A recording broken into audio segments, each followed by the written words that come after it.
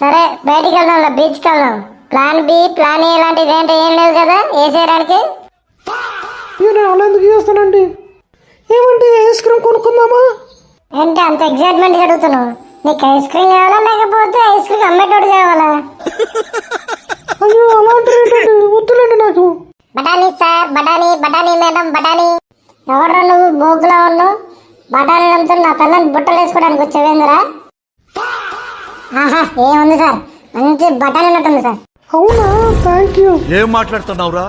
ఏంటో నిన్ను కామెంట్ చేస్తే కాంప్లిమెంట్ అన్నట్టు థ్యాంక్ యూ అంటావా? అంటే బీచ్ లో నన్ను బొంద పెట్టేసి మీ ఇద్దరు బీచ్ లో బఠానీ నమ్ముకుంటారే.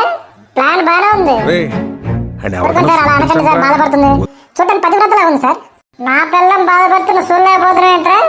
అంటే నేను బోకులా ఉన్నానా? అది పతివ్రతలా ఉంది సార్. మీ గురించి నిజం చెప్తే బాధపడతారు సార్. కూడా బఠానీ ముఖం కూడా ఎగిరితంతే నీ బఠానీ బుట్ట నువ్వు బీమార్లో పడతారు. చచ్చిపోతుంటా.